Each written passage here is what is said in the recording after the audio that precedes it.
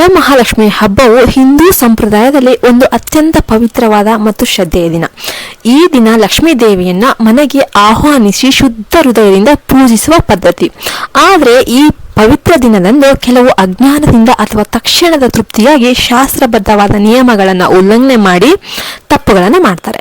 ಅಂತ ತಪ್ಪುಗಳಲ್ಲಿ ಒಂದು ಮಹತ್ತರವಾದದ್ದು ದೇವಿಯನ್ನ ಮನೆಯ ನಡುಮನೆ ಅಥವಾ ಹಾಲ್ನ ಮಧ್ಯಭಾಗದಲ್ಲಿ ಸ್ಥಾಪಿಸೋದು.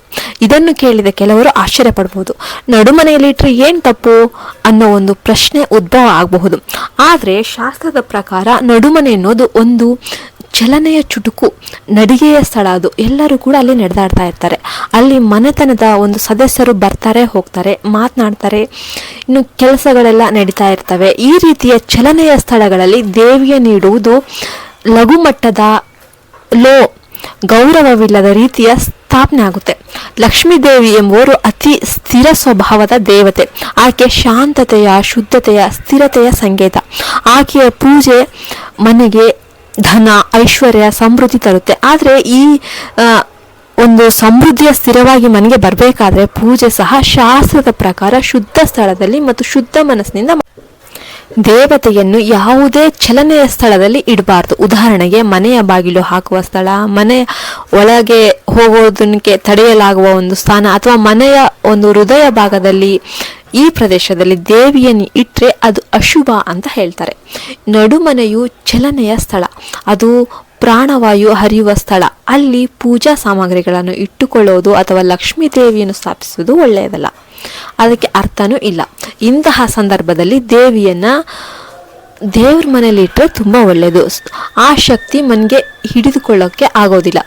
ಈ ಥರ ಹಾಲಲ್ಲಿ ಯಾವತ್ತೂ ಇಡಬಾರ್ದು. ನಡುಮನೆಯಲ್ಲಿ ಪೂಜೆ ಮಾಡಿದ ಫಲ ಏನೇನು ಸಿಗ್ತವೆ ಅಂದರೆ ದೇವಿಯ ಒಂದು ಶಕ್ತಿ ಚಲಿಸುವ ಶಕ್ತಿಯೊಂದಿಗೆ ಹರಿದು ಹೋಗುತ್ತೆ. ನಿಮಗೆ ಎಷ್ಟೇ ಸಂಪತ್ತು ಬರಲಿ ಅದು ಹೋಗ್ತಾ ಇರುತ್ತೆ. ಪೂಜೆಗೆ ಸಮರ್ಪಕ ಶ್ರದ್ಧೆ ದೊರೆಯೋದಿಲ್ಲ. ಮನೆಗೆ ತಕ್ಷಣ ಐಶ್ವರ್ಯ ಬಂದು ನಿತ್ಯ ನಿಮ್ಮ ಖರ್ಚುಗಳು ಹೆಂಗೆ ಬಂತು ಹಂಗೆ ಹೋಗ್ತಾನೆ ಇರುತ್ತೆ. ಧನ ಸಂಪತ್ತು ಬೀಜವಾಗದೆ ಹರಿದು ಹೋಗ್ತಾ ಇರುತ್ತೆ. ಮನೆಯಲ್ಲಿ ನಿರಂತರ ಅನಾರೋಗ್ಯ, ಕುಟುಂಬದ ಮಧ್ಯೆ ಕಲಹ, ಮನಸ್ಸಿನಲ್ಲಿ ಚಿಂತೆ ಹೆಚ್ಚಾಗುತ್ತೆ. ಆದ ಕಾರಣ ದೇವಿಯನ್ನು ಯಾವ ಸ್ಥಳದಲ್ಲಿ ಇಡಬೇಕು ಎಂಬ ಪ್ರಶ್ನೆಗೆ ಶಾಸ್ತ್ರ ಸ್ಪಷ್ಟ ಉತ್ತರ ನೀಡುತ್ತೆ. ಅದು ಪೂಜಾ ಮನೆ ಅಥವಾ ಈಶಾನ್ಯ ದಿಕ್ಕು, ನಾರ್ತ್ ಈಸ್ಟ್ ಡೈರೆಕ್ಷನ್ ಅಂತ ಹೇಳ್ತಾರೆ, ಅಥವಾ ಉತ್ತರದ ದಿಕ್ಕಿನ ಕೋಣೆ. ಈ ಸ್ಥಳಗಳು ಶುದ್ಧತೆಯ, ಧ್ಯಾನದ, ಶಾಂತಿಯ ಸ್ಥಳಗಳು. ಅಲ್ಲಿ ಪೂಜೆಯು ಫಲಿತಾಂಶಗಳನ್ನು ಬಹುಮಟ್ಟಿಗೆ ನೀಡುತ್ತೆ. ನಾಳೆ ಬೆಳಿಗ್ಗೆ ಎದ್ದು ದೇವಿಯನ್ನು ಹತ್ತಿರದ ಅಥವಾ ತಕ್ಷಣ ಸಿಗುವ ಸ್ಥಳದಲ್ಲಿ ಇಡುವ ಬದಲು ಒಂದು ಒಳ್ಳೆಯ ಸ್ಥಾನದಲ್ಲಿ ಪೂಜಾ ಕೋಣೆಯಲ್ಲಿ ಇರಿಸಿದರೆ ಆಕೆಯನ್ನು ಆ ಸ್ಥಳದಲ್ಲಿ ಮಾಡೋದು ತುಂಬ ಒಳ್ಳೆಯದು. ಇನ್ನೊಂದು ಮಹತ್ವದ ತಪ್ಪು, ಕೆಲವರು ದೇವಿಯನ್ನು ಹಾಲಿನಲ್ಲಿ ಇಟ್ಟು ಪೂಜೆ ಮಾಡ್ತಾರೆ ಅಥವಾ ಹಾಲಿನ ಪಾತ್ರೆಯಲ್ಲಿ ದೇವಿಯನ್ನು ಇಡ್ತಾರೆ. ಲಕ್ಷ್ಮೀ ದೇವಿ ಶಕ್ತಿ, ಬೆಳಕು, ಉಷ್ಣತೆಯ ಪ್ರತೀಕ. ಹಾಲು ಶೀತತೆಯ ಪ್ರತೀಕ. ಆಕೆಯನ್ನು ಹಾಲಿನಲ್ಲಿ ಇಡುವುದು ಶಕ್ತಿಯ ಶಮನ ಆಗುತ್ತೆ. ಅದೇ ಕಾರಣಕ್ಕೆ ಹಾಲಿನಿಂದ ಅಭಿಷೇಕ ಮಾಡುವ ಪದ್ಧತಿ ಇದೆ. ಆದರೆ ದೇವಿಯನ್ನು ಹಾಲಿನಲ್ಲಿ ಇಡುವ ಪದ್ಧತಿ ಎಲ್ಲಿ ಕೂಡ ಇಲ್ಲ. ಶಾಸ್ತ್ರ ಅದಕ್ಕೆ ಒಪ್ಪೋದು ಇಲ್ಲ. ಈ ಹಿಂದೂ ಸಂಪ್ರದಾಯದಲ್ಲಿ ಪೂಜೆಯ ಕ್ರಮ ಕೇವಲ ನಂಬಿಕೆಗೆ ಅಷ್ಟೇ ಅಲ್ಲ, ಅದು ವೈಜ್ಞಾನಿಕ ಹಾಗೂ ಉನ್ನತ ಒಂದು ಶ್ರದ್ಧೆಯ ವ್ಯಾಖ್ಯಾನ ಅಂತಾನೆ ಹೇಳ್ಬೋದು. ನಾವು ಮಾಡುವ ಪ್ರತಿಯೊಂದು ಕರ್ಮದ ಹಿಂದೆ ಗಂಭೀರ ಕಾರಣ ಇದ್ದೇ ಇರುತ್ತೆ. ನಮಗೆ ತಿಳಿದಿಲ್ಲ ಅಷ್ಟೇ. ಈ ತಿಳಿದಿಲ್ಲ ಎಂಬ ಕಾರಣದಿಂದ ಅದು ಅಸತ್ಯ ಆಗೋದಿಲ್ಲ.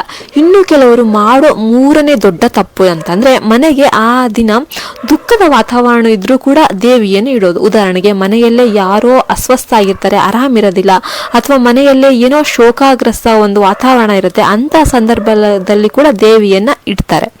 ಅಷ್ಟು ಮಾತ್ರ ಅಲ್ಲ, ಮನೆಯಲ್ಲೇ ಜಗಳ, ಕೋಪ, ನಿಂದನೆ, ಗದರಿಕೆ ಇವೆಲ್ಲ ನಡೀತಾನೆ ಇರ್ತವೆ. ಆದರೆ ದೇವಿಯನ್ನು ಇಡುವಾಗ ಆ ಶಕ್ತಿ ನಕಾರಾತ್ಮಕವಾಗಿ ತಿರುಗಿ ಹೋಗ್ಬಿಡುತ್ತೆ. ನೋಡಿ, ದೇವಿಯು ಅಂತ ಸ್ಥಳವನ್ನು ತೊರೆದು ಹೊರಟೋಗ್ಬಿಡ್ತಾರೆ. ಆದ ಕಾರಣ ಶ್ರಾವಣ ಮಾಸದ ಶುಕ್ರವಾರದಂದು ಆಚರಿಸುವ ವರಮಹಾಲಕ್ಷ್ಮಿ ಪೂಜೆಯಲ್ಲಿ ನೀವು ಈ ತಪ್ಪುಗಳನ್ನು ಮಾಡಲೇಬಾರ್ದು. ಒಂದನೇದಾಗಿ ದೇವಿಯನ್ನ ನಡುಮನೆ ಅಥವಾ ಹಾಲಿನಲ್ಲಿ ಇಡಬಾರ್ದು. ಎರಡನೇದು, ಹಾಲಿನಲ್ಲಿ ಅಥವಾ ತಂಪಾದ ಪಾತ್ರೆಯಲ್ಲಿ ದೇವಿಯನ್ನ ಇಡಬಾರ್ದು.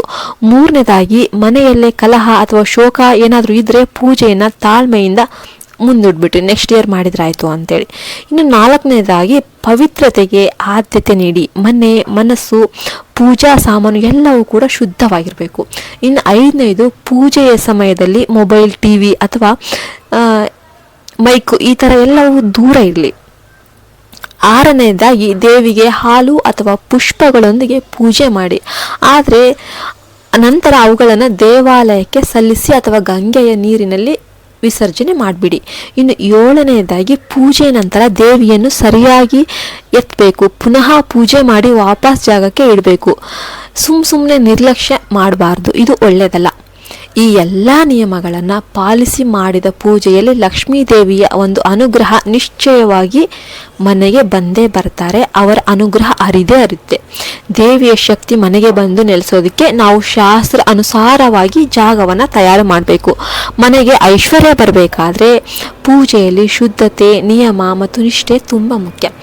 ಇದೊಂದು ಅಜ್ಞಾನದ